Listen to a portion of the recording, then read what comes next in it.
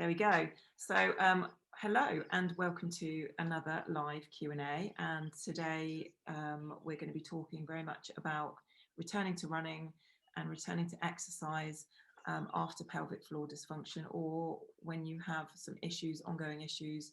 What's the best and safest way to get back to all the things that you love? So today we're joined by the other half of UK Hypopressives, so he does actually exist, is Richard Peterson, and he's very busy at the moment with working on films, and that's why it always tends to be me that you see, and let's face it, I'm better looking than he is. So Richard is a Lydiard running coach and very much has lots of expertise to share with you with regards to running and returning to exercise after doing your hypopressives or whilst doing the hypopressives. So I'm going to hand over to you to say hi. Okay, hi everyone. So let me just give you a bit of a brief background on my experience of running and why I got into the Lydiard system.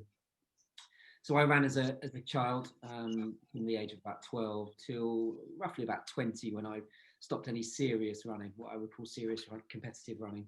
And the reason for that was that I was almost always injured or exhausted, and I found the pub and girls and that kind of stuff, and it became less important to me, which was a real shame because 20 is nowhere near your peak when you're running at sort of middle and long distance. You're looking at more like 28, 32, around that sort of time. So I missed out on my peak years, and that was mostly to do with the training that I was doing. I was doing way too much hard training and not enough easy training to compensate for the hard. So I've got 3 kids, all boys, and the eldest is a serious athlete, and he's been having some physical issues, really, I'd say. He had problems with his iron. He couldn't maintain his body weight as well, and he basically had to have a reasonable amount of time off from running. So You in the chair. I wanted to try and facilitate the best sort of course of action for him to improve on his running and to get back into it. So I started to go back to something that I'd read about when I was running, which was the Lydiard system. Does anyone know who Arthur Lydiard is or anything about the Lydiard system? Okay. No. So Arthur Lydiard, to give you a brief background, was a coach in New Zealand in the 1950s, 1960s. And he's one of the foremost sort of pioneers of jogging, really. So he took some middle-aged men who were extremely unfit and turned them into quite decent runners by applying a kind of jogging protocol rather than what we would think of as a hard running protocol. So the big difference between that system of training and what I was doing is that it's based on a pyramid. So the pyramid at the bottom is, well, the first thing in the pyramid is overall health. And then the next most important thing is aerobic conditioning. So lots of long, slow running. And this is the biggest mistake that recreational runners make, I think, when they try and start out on a running program, is they always try to push harder and harder and harder. And running actually becomes really unpleasurable because you're going out, every time you're going out, you're going out and you're working really, really hard, and you don't need to work hard in order to make physiological gains. So the Lydiard system, as I said, it builds with an aerobic base, and the aerobic base is, well, my son's just done he's done a year of aerobic base, and if you're an athlete, the aerobic base will be usually about 12 weeks. So how that would look for you guys, if you would go, who's a competitive runner and who's like a recreational runner? I don't run at all. You don't run at all? No, I'm not a runner, no. Partly, I think, because I have stress incontinence. So if I run, I would just be leaking all the time. So that's one of the reasons why I don't. Okay, so we can return to that in a second. Is anyone else a competitive runner? So I used to be a competitive runner, pre-children. Okay. And through some injuries turned to triathlon and found that the shorter distances, the triathlon, I never went up to half Ironman or Ironman. I just did Olympic and sprint. So about 10K. I found that was my happy distance with running that didn't aggravate old injuries. Yeah. But since kids, I've not, well, I tried after my first one, and that's when I developed prolapse, and I haven't run since that diagnosis. Okay. Apart from Kiddies Park Run, 2K, every now and again. Well, to be honest, the same principle really ought to apply whether you're a recreational runner or you're a competitive runner, and that is that you need to start off really slowly. But let's just go back, just wind it back a second, and talk about, you know, if you are trying to return to running from prolapse or incontinence issues. And so, you know, you're here as a result of doing hypopressives. Yeah, so that would be my recommendation always, to start off with hypopressives. For anybody who wants to return to any form of exercise, having had a medical issue or being postnatal. So are you all practicing hypopressives regularly? Yeah. Yeah. So my eyesight's terrible. So Debbie, Yeah. if you're, I'm sure Nikki has said this to you already, but you know, daily practice is really, really important for you. Yeah, I am really strict. I do it every day. And have you had an improvement in symptoms? No. Nothing at all? No. Okay, that's all. And how long are you doing it? I started in November. No, it's December, sorry. I missed the first month of the challenge, so I started in December. Okay. So I don't want to jump on your... No, it's fine. But I've also referred... Yeah, I was going to say, presumably, have you seen anybody else? I am seeing a woman's health physio at the moment, yeah, and I do need to go back to see her. I was supposed to go a few weeks ago, and I just haven't got around to it. But I'm kind of like, in my mind, I'm thinking, right, next week I need to do it. It's just, I just had a manic 2 months, and it's just like, yeah, I haven't done it. My cell has been sort of like put to the bottom of the heap instead of the top of the heap, if you know what I mean. But okay. I know I've got to do it, and I intend to do it this week. I'm going to try and go and see her Friday. Okay. So it doesn't mean to say that you can't return to some kind of... I haven't actually stopped exercise all the time. I've carried on doing, I mean, I used to do the gym stuff and classes in there. And then obviously we couldn't go, and I haven't returned to the gym. The one thing I do at the moment is I do the hypopressives every day without fail. And then I'm finding, because I'm just so busy, I'm not really doing other stuff at the moment, which is unusual for me. But one of the things I was going to say to you was that because I'm not really doing a lot of exercise other than that at the moment, what should maybe the one thing that I really should try and do every day as well, or if not every day, every other day? So I'm gonna go back. This is actually returns to what I was originally saying. So there's absolutely no reason why you can't go out walking. Yeah. And walking will actually, if you walk fast and you try and incorporate like a reason, I don't know where you live. So if you've got any hills in the area that you are in, and you incorporate... I kind of live a bit at the top of the hill, so everywhere you go, you return up a hill. So your heart rate will get up to, you'd be surprised how high your heart rate will go, and you will actually sit nicely in an aerobic zone. Right. So okay. This is the Lydiard system. This is the Lydiard system at the base level, is aerobic training. So aerobic training will increase heart stroke volume. So the amount of blood your heart can pump out in each stroke. It will increase the small capillaries, so you'll be able to pump more blood out that way as well and get more circulating blood. And it will increase mitochondria as well, so energy essentially. So most people are running way too fast when they go out and run. So I know, has anyone ever done a couch to 5K program? So the couch to 5K program is, in principle, is okay, but it still encourages people to run too fast. And what they do is that they set you, like, you might go out, never having done any running, you go out, you do a minute of walking and 30 seconds of running. And they build that up gradually until you can eventually run for 5K. Okay, so the Lydiard system is similar, but the Lydiard system is a feeling-based system. So you literally go on how you feel. Although, I mean, does anyone have Garmin's and stuff like that? Yeah. I mean, technology is great, but technology can be a little bit misleading at times. So that's why Lydiard, I mean, the 1950s and 60s, they never had that technology. So they used to rely on their feeling. So what you would do if you were to start from nothing is to literally go out and walk.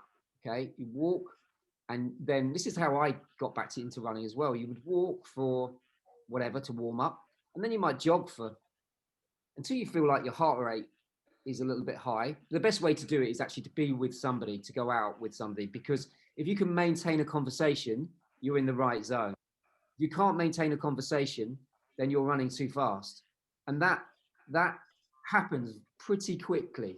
So I've got a client at the moment. I'm working on a film at the moment. I'm training a producer. He would go out running 4 or 5 times a week, but he'd go out like most people do and run really hard, and it became a bit of a chore. So I said to him, okay, he likes technology. Set your watch 140 beats a minute. As soon as it goes off, start walking, and set it between 140 and 120. When it comes down to 120, start running again. And he said, yes, really, it's a bit of a pain though, because I'm literally running for about 3 minutes and I have to stop and walk. And then I'm running again after about a minute, and then it's 30 seconds and I've got to walk again. I said, yeah, that's what happens. Look how hard you were having to run in order to maintain a higher heart rate. You don't need to do that. So he's now at the point where he will go out and he will run for 10 minutes now before having to stop and walk. So he walks less than he was walking before, and he runs more. So overall, his running in an hour's run has become much greater, and he's walking much less. And that's what happens when you start on a feeling-based system or a heart rate-based system. So if you're going to do it by feeling, you need to make sure that you can have a conversation. Okay. And sometimes when I'm out on my own and I'm not looking at the watch, I'll just talk to myself and see how breathy it is. I'll talk out loud. If it's too breathy, yeah, I get to the end of a sentence and I'm gasping a little bit because I couldn't really get that sentence out very easily. Then I'm running too fast and I'll slow down or I'll walk. But if I'm able to maintain a conversation, or if I'm doing it by technology, I usually do it at about 135 to 140 beats a minute, but I'm 57. So if you're in your 30s, so the way we used to measure maximum heart rate is we do someone not muted. Oh, sorry. Okay, so we used to take your age and reduct. What's the word? Subtract. Take your age and subtract that from 220. Okay, so if you're 50, that becomes 170, and then you would just on a calculator you would go 170 times 0.8. 120, 220, 170 times 0.80, and that give you your maximum heart rate that you should be running at. So that would be, Nick, can you do that?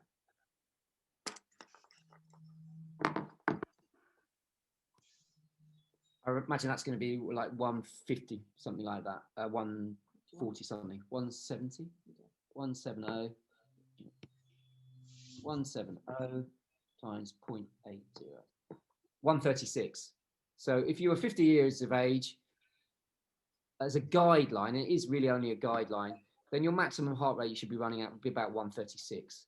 Okay, which is, you'll be surprised how quickly you can get your heart rate up to 136. You'll be quite shocked how much time you'll spend walking initially. But what you will see if you're consistent is a real improvement in your aerobic capacity. So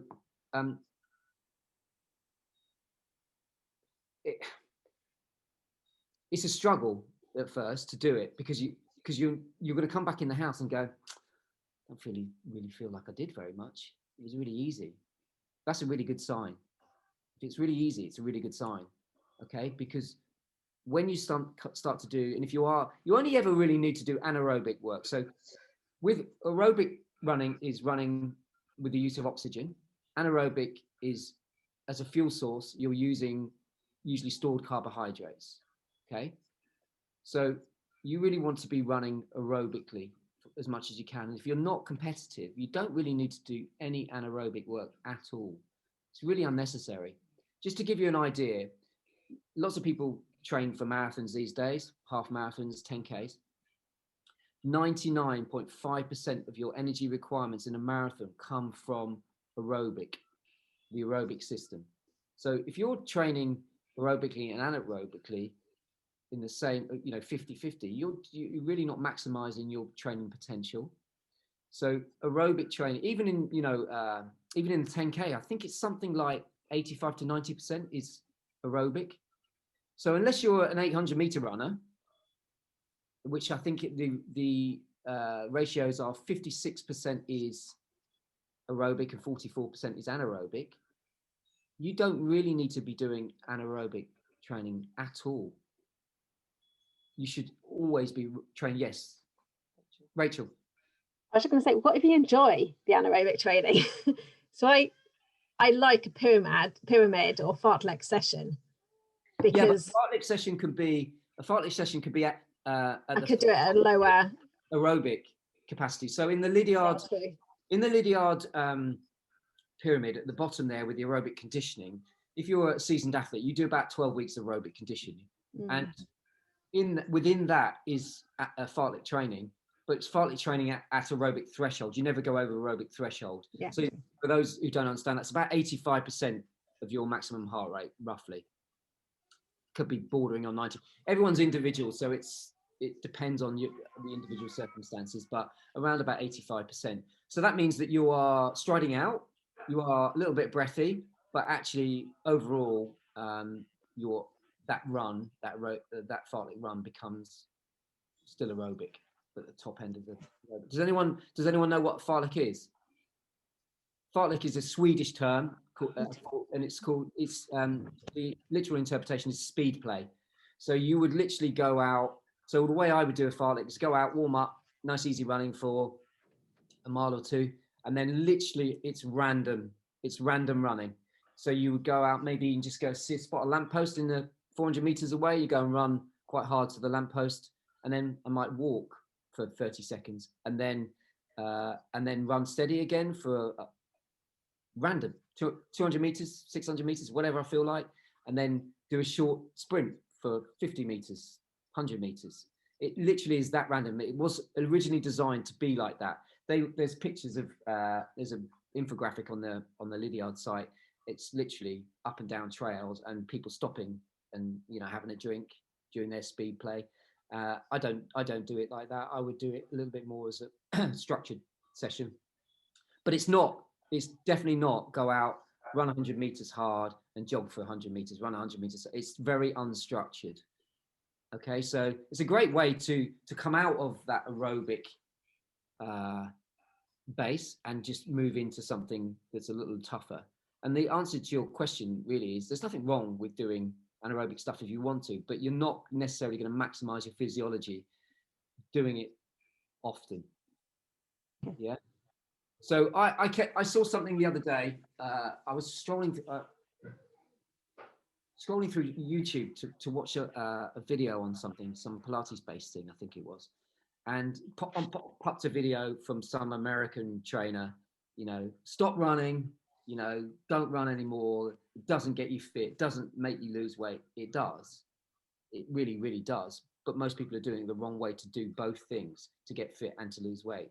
So if you're looking at this from a weight loss perspective, if most of your training is anaerobic, your heart rate's too high, you're too breathless, all you're doing is using your stored carbohydrates for fuel. Now, if you want to use fat for fuel, you have to run it aerobically. You have to keep your heart rate down, and you have to especially start off very slowly, because that's when you're going to use the fats to fuel most efficiently. So it can be a great weight loss aid running, but it has to be done properly. It has to be done the right way. If you are going out and you're coming home and you're you found like you really hurt yourself in terms of it's very hard run, you're not going to burn any fat. You're not going to use fat for fuel. You're going to use carbohydrate, stored glycogen. So there are benefits aside from aerobic development and fitness generally. Running aerobically is much better for fat loss as well. So bear that in mind if that is one of your goals. So Debbie asked you about like what was that one thing? So Yeah. you would say. So I would say, so the thing for me would go out and fast walk. But if you like to go to the gym, then get on a static bike or a cross trainer. If you like to go out on a bike generally, that's fine. So what we're worried about with pelvic organ prolapse and incontinence is rising intra-abdominal pressure.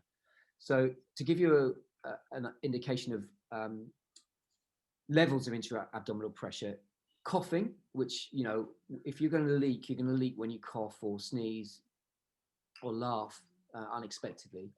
That has a measurement of 140, 138, 140. So that means the pressure if you measure it by mercury, is 140. So it's the higher the number, the worse the pressure. Cycling is about 16. Okay, so cycling is a good thing to do. Running is 75. Okay, so significantly less than a cough, but not much higher than cycling.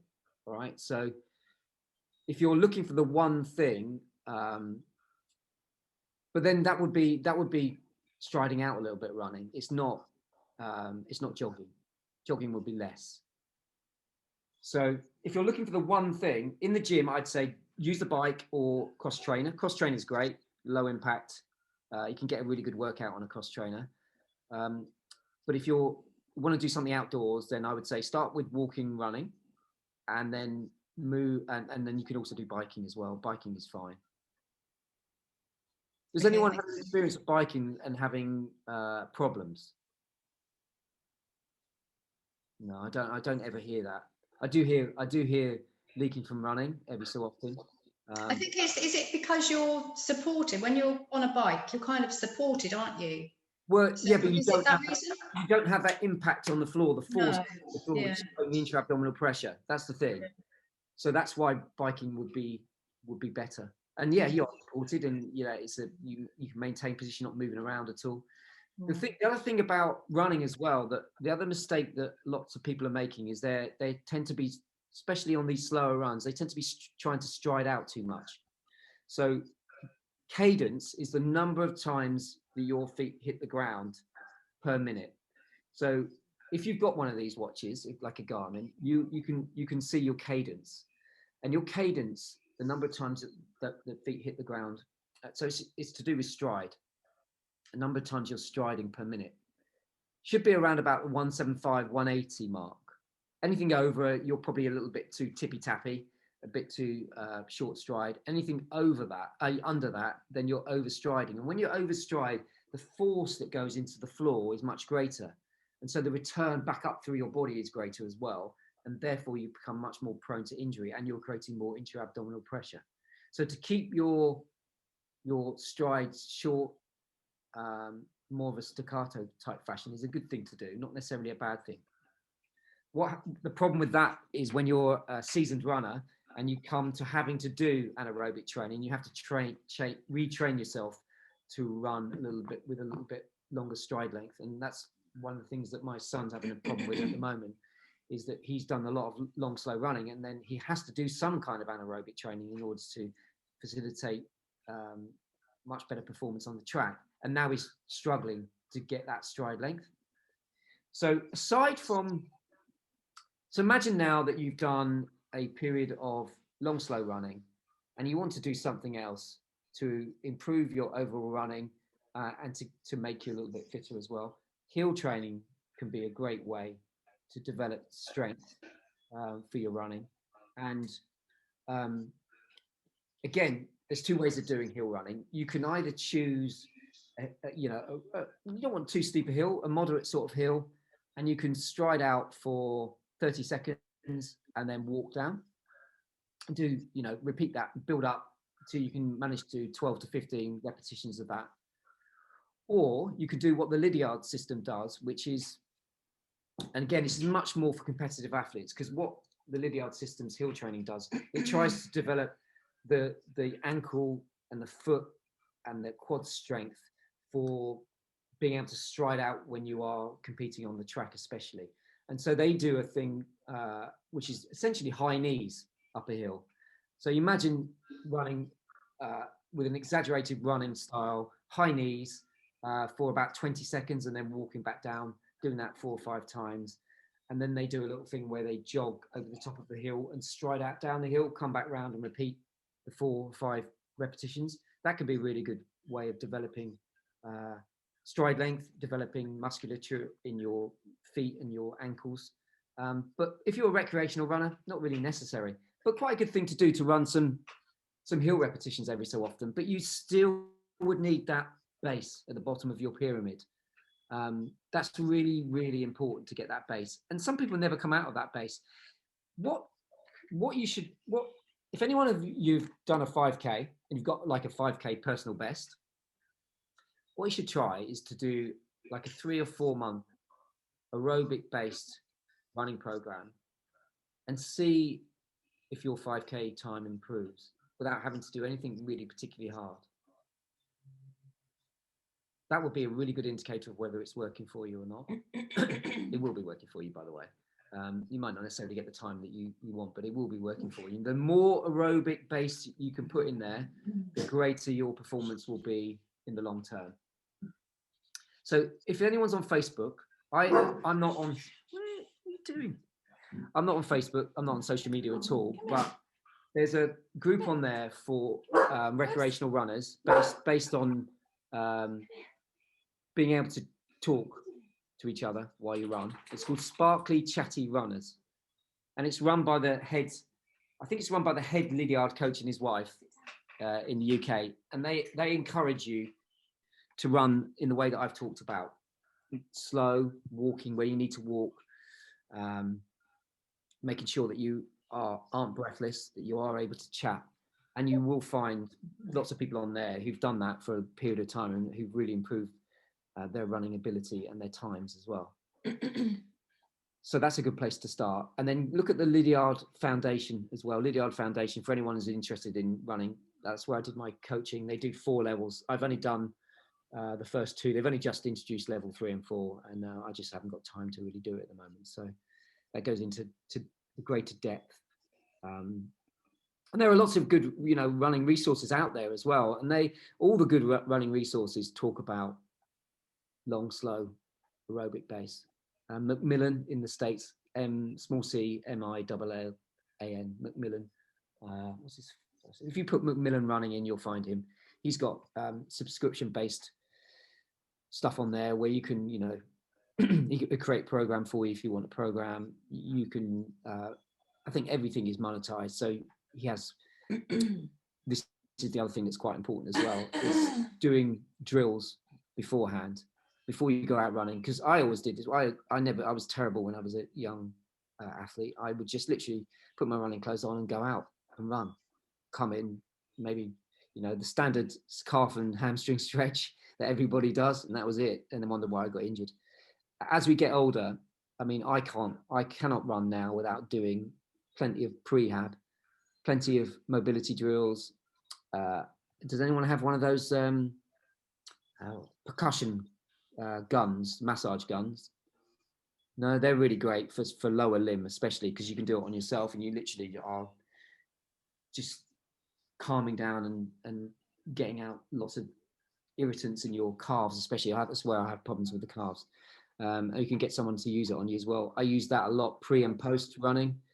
And then I would stretch much more as well. The older you get, the more prehab and post running effort you have to put into it. And also to start off your running with, if you're running quicker, like I was beginning to run a little bit quicker, then starting off really slowly as well. Very important. So it's almost impossible these days to get away without doing some of that. There's actually a lot of good resources out there on drills, because I think one of the questions asked what were the best drills and stuff. Mobility, stability, that was Mandy. Yeah, Mandy, go and look up Macmillan running. He's got some really good stuff on there. And if you actually Google, you can find lots of really good stuff. But a lot of the stuff you'll know, Mandy, it's just, you probably haven't associated necessarily with running. Okay, so have you got any more specific questions? I'm going to come to Sarah, because Sarah's slightly different in that she is returning to exercise. So Sarah, do you want to you got your question? Do you want me to read it out from what you've put on the?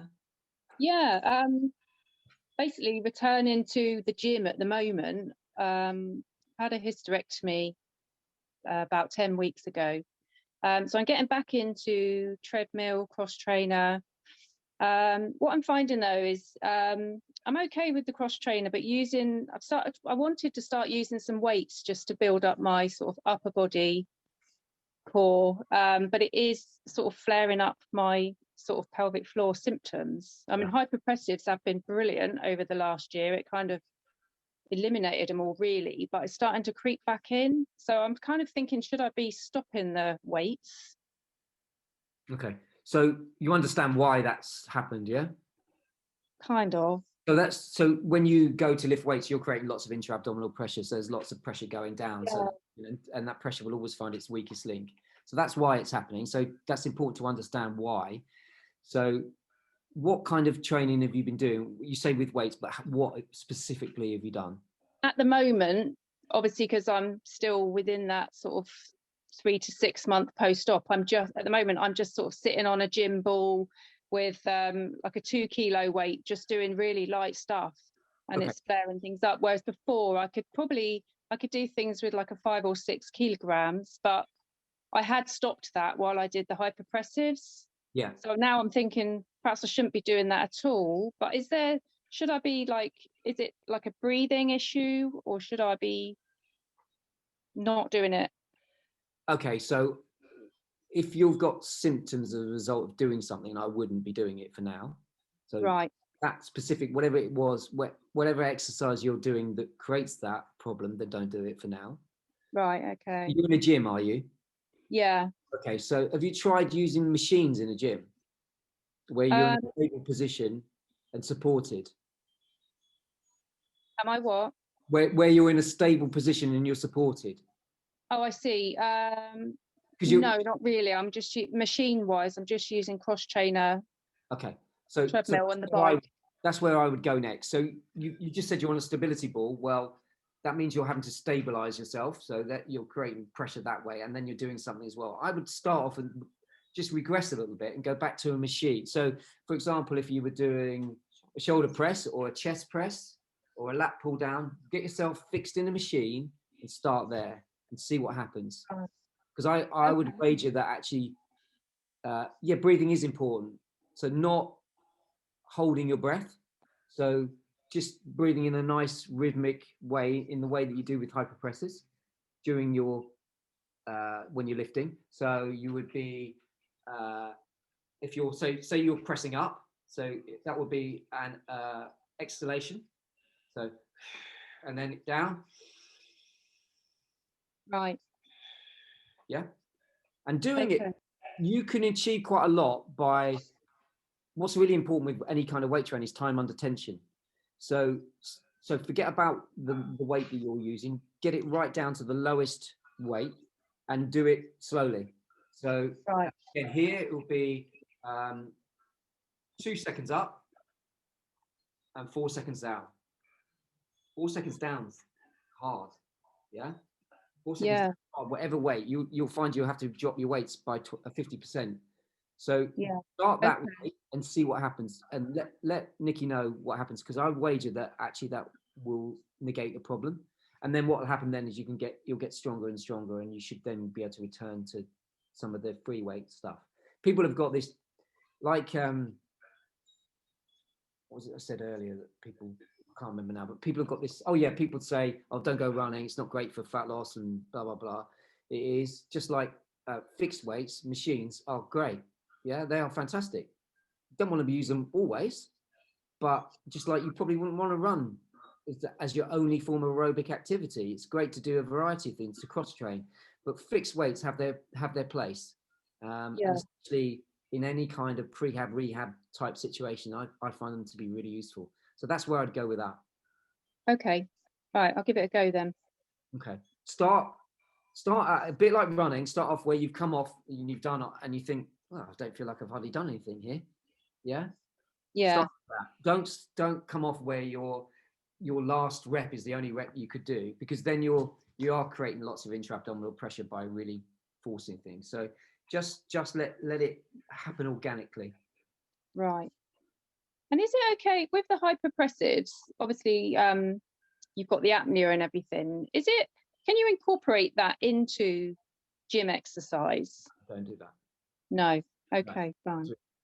What I would do though, I might try and do, I've never even thought about this, but I might try and do, just before you go on, say you're going onto a machine where you're doing a shoulder press, I might go and do a hypopressive. Yeah, like just get yourself in one posture, like arms out like this, stand nice and tall, do a hypopressive 3 breaths, and then on the third one, hold your breath, and then go. Yeah. And once you've done that, get onto the machine and do it. And then when you come off, do it again. Okay, right. Yeah? Yeah. All right then. Yeah, thank you. You're going to be an experiment of one, because I've never done that with anyone. It's just occurred to me that might not be a bad idea. Right, okay. But don't do it while you're on it. No, okay. Okay. It's just the same in that you wouldn't be doing yoga whilst you're trying to do your leg press, would you? No. Yoga has its benefits, like while you're doing your yoga session. But that's quite a good test. If you don't feel like if you don't mind looking silly in the gym, do one and then see what happens. See whether that helps. Definitely do one when you come off as well, though. Yes. Right. Okay. That, you know, if you're doing that, actually, you're going one before, one after, and then doing your thing. That's kind of your rest.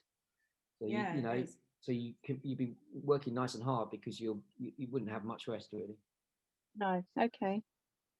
All right then. Yeah. Thank you. Good. So we've got a question here from Michelle, which says, would you recommend Cadence? Cadence, I don't know a huge amount about Cadence. That's who's Michelle? Small movement here. Michelle. What do you know about Cadence, Michelle? Well, I did it 23 years ago. That was when my problem first started. So you're just kind of doing exercises. I've got a book here. It's from the 1980s. Yeah. Nothing wrong with that. Yeah, I remember it. I used to do it as well.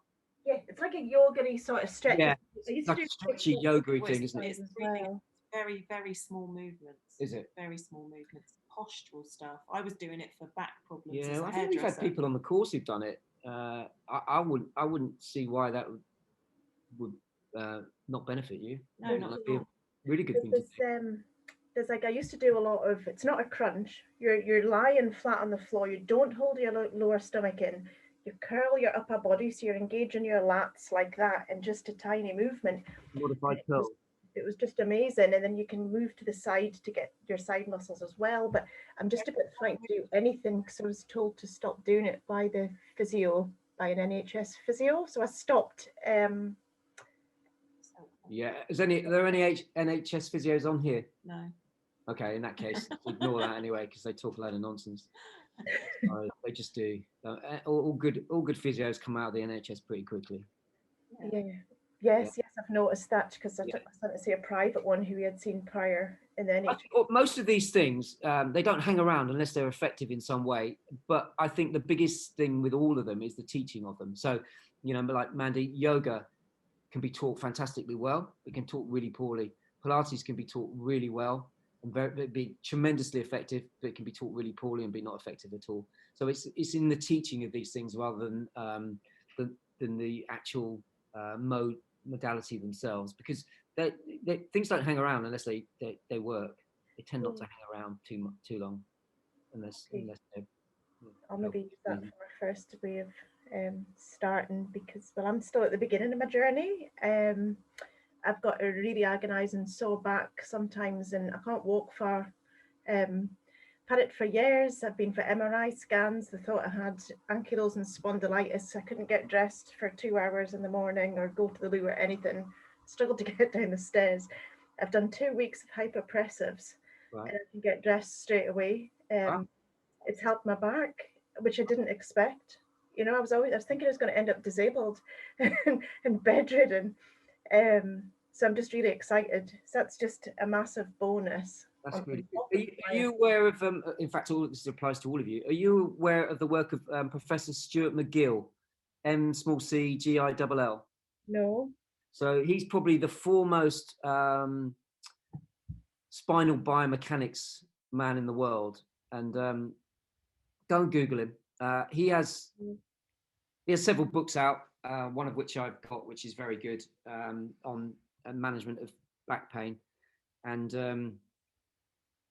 Stuart McGill's big 3 exercises are something that I tend to do with almost every client I have, regardless of what condition they're in, because I think they're a fantastic base. I think I have seen him.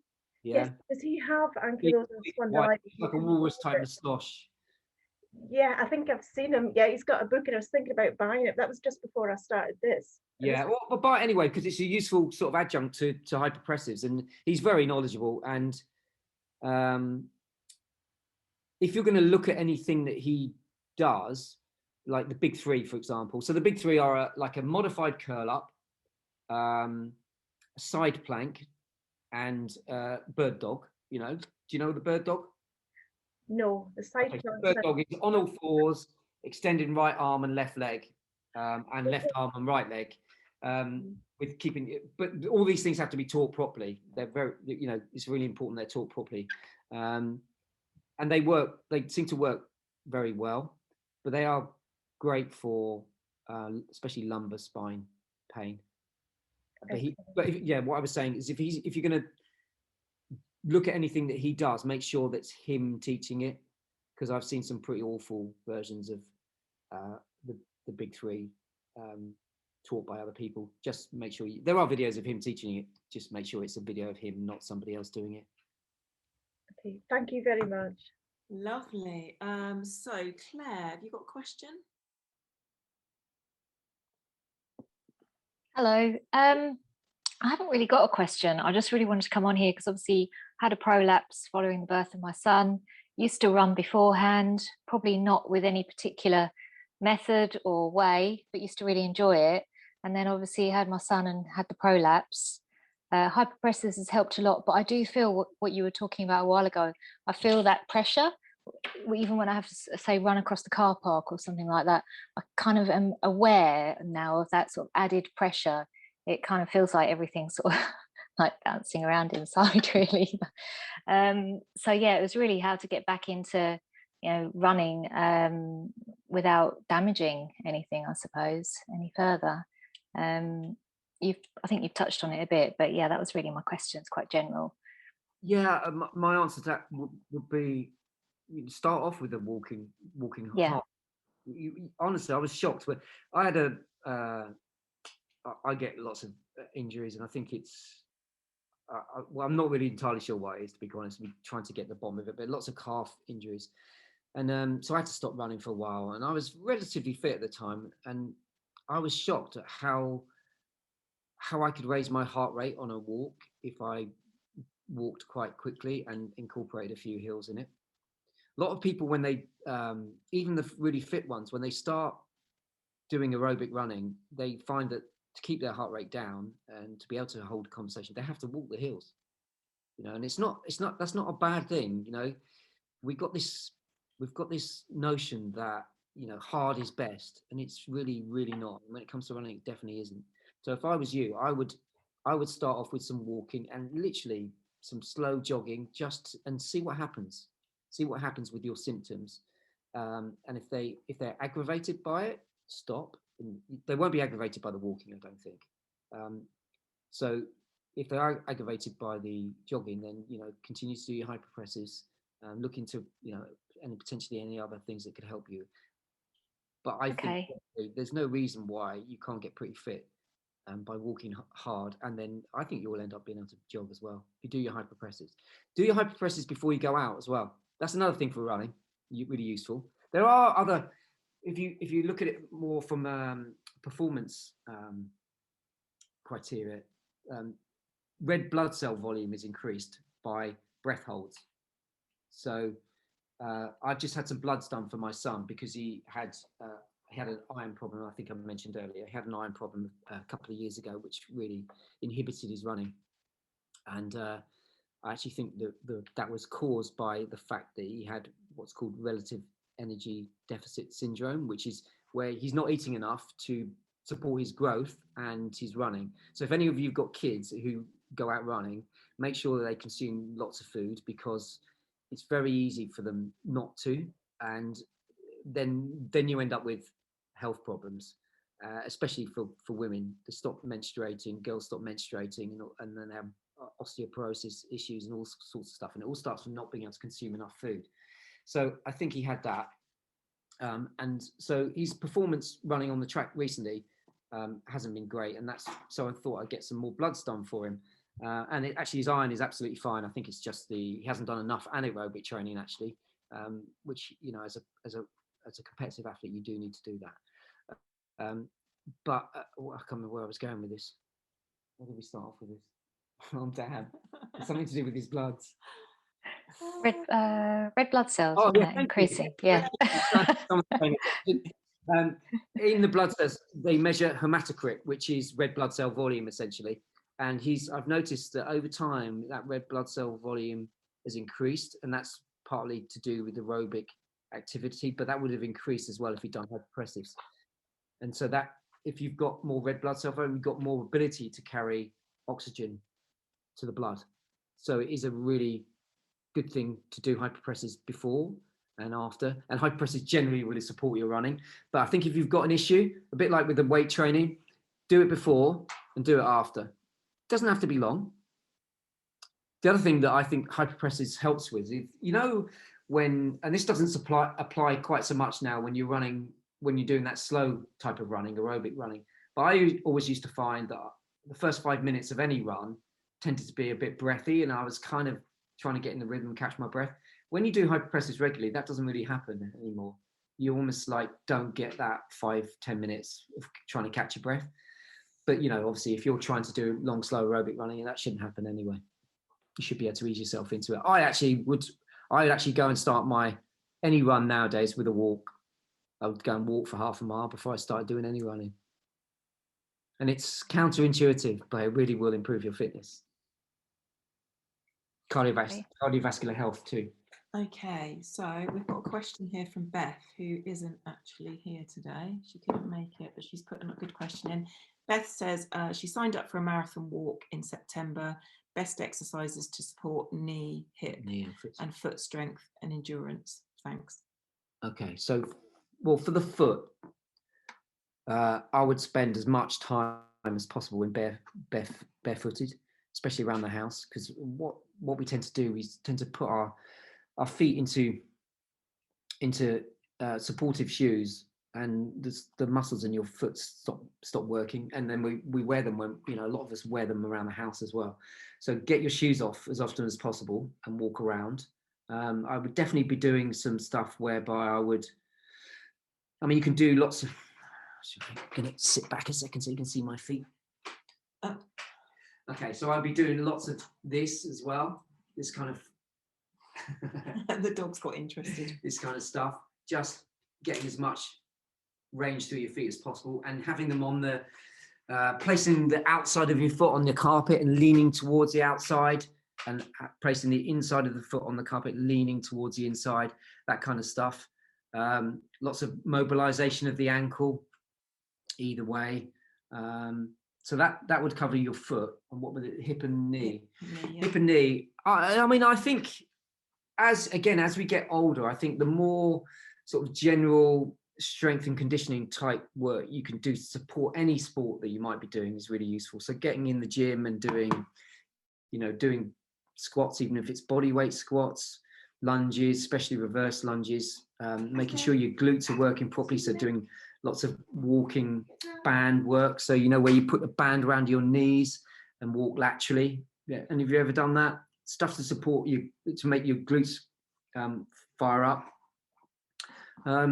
General gym work for the lower body is really useful for running. And I think, as I said, the older you get, the more you need that. I think generally the older you get, the less you can get away with just running. You have to do something to support your running, because otherwise you will tend to get injured one way or another. So again, there are lots of, Macmillan Running has a strength and conditioning type program, I think, on there. But if you actually Google it, there are lots of decent strength and conditioning programs to support your running.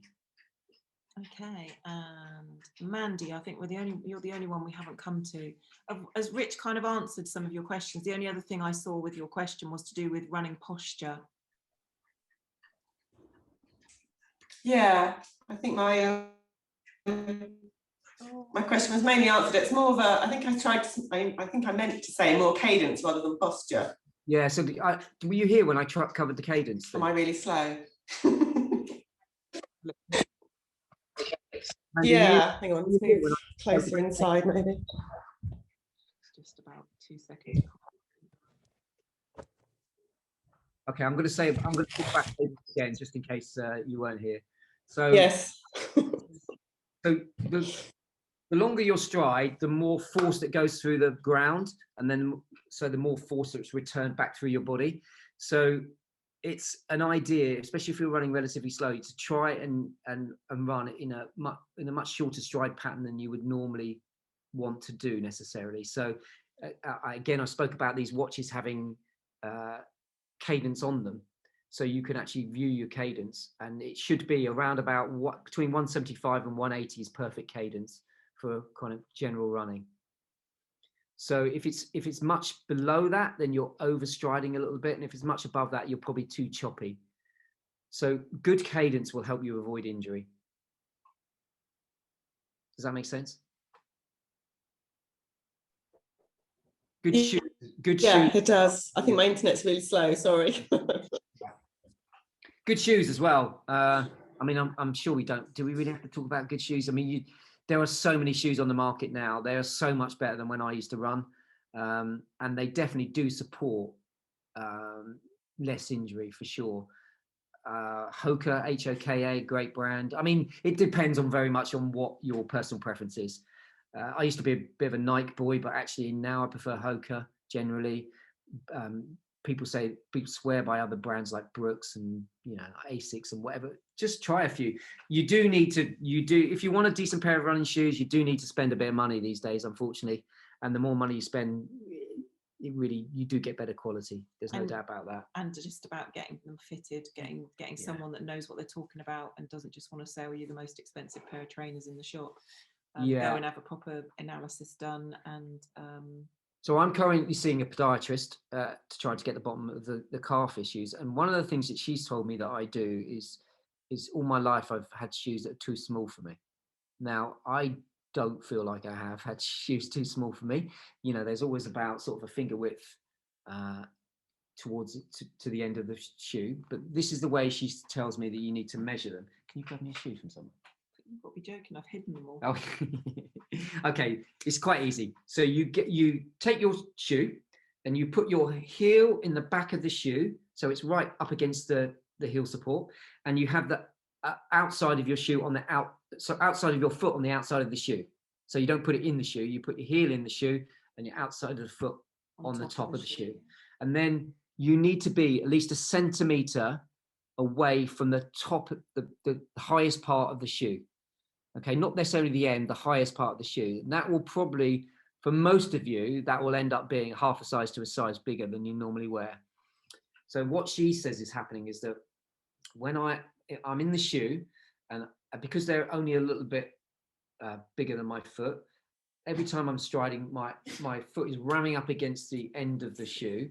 And then, so my foot is a very strange shape. I'm going to show you my foot. Oh no. So my foot, hang on. Get that so you can see it from the side on. Can you see how that's not me pushing my toes up? That's just naturally. So it should be like that. And this arch should be less, but this bone is quite well developed now. So she's saying that what I've done over a large number of years is basically push those bones back and back and back. And then I'm putting a lot more strain through my lower limbs. And it's resulted in these calf problems I've had for like 25 years. So she's encouraged me. I went to her because I was getting foot pain. And actually the foot pain went as soon as I went into shoes that are a size bigger than I have been wearing. So there's something to consider. Getting your shoes fitted properly they are quite rare these days, sports shoe shops that know what they're doing. But generally thinking about potentially trying to use a shoe that's a little bit bigger than you would normally have. Try it and see how you get on. It's quite interesting. It feels a bit like you're flapping around at first, but actually you're really not. As long as you secure it around the ankle properly, it's quite nice, because you just feel like your toes spread out a little bit more. So that's something to consider. Good shoes is something to consider. And I would, if you're not running that far that often, they say good shoes do 400 to 500 miles. I actually think you could probably double that, depending on how heavy you are. The heavier you are, the more force going through and more compression there's going to be. But I think you can get 800 miles out of a shoe easily. And for a lot of you who are only doing sort of 10, 15 miles a week, that's going to last quite a while. My son's does about 60 miles a week, so shoes are bloody expensive, because he wants expensive shoes, and he wants them fairly often. So yeah, shoes very important. Very, very important. Find one that suits your foot and the one, suits your taste, and one you feel comfortable in. But they are so much better than they used to be. And they definitely have a positive impact on injuries, for sure. Right, sorry, the dog's just starting to steal carrier bags. So do you want me to summarise? Yes. So my summary will be, if you're returning to running, go with an aerobic pyramid approach, and aerobic foundation approach. Don't worry about running fast. Concentrate on, can I talk? Can I chat during this run? If I can't chat during the run, I'm running too fast. It will be so much more pleasurable than hurting yourself every time you go out and run. Okay, so that would be the first thing. 2 would be to do some supporting strength and conditioning exercises, stretches, and mobility work. 3 would be to do some hypopressives before and after. Look up the Lydiard Foundation, LYDIARD Foundation, and look up Sparkly Chatty Runners on Facebook as well. Sorry, I'm just trying to stop the dog from destructing the kitchen. Right, so hopefully you found that very useful. If you have any other questions, like you think of some afterwards, then just get in touch. Yeah, and this has been recorded, as you know, so I'm going to post this in the group anyway, so you can rewatch. If you've missed anything, you can rewatch. But like I say, if like Rich said, if you have any other questions you think about afterwards, then it's just Richard at ukhypopressives.com. Don't send them to me. Or ask them on the thread and I'll ask him. But that's about it for the session. So hopefully you've all got some really good information there. It's helped you a little bit with the dog is being a nightmare now because he's getting bored. He's like, why are you sitting there talking to the screen? Yes, so do get in touch and let me know how you're getting on with anything that you're going to try. And it's been great to see you all this morning. Thank you for joining me. Thank you. Bye. Take care. Thank you. Bye-bye. Thanks. Bye.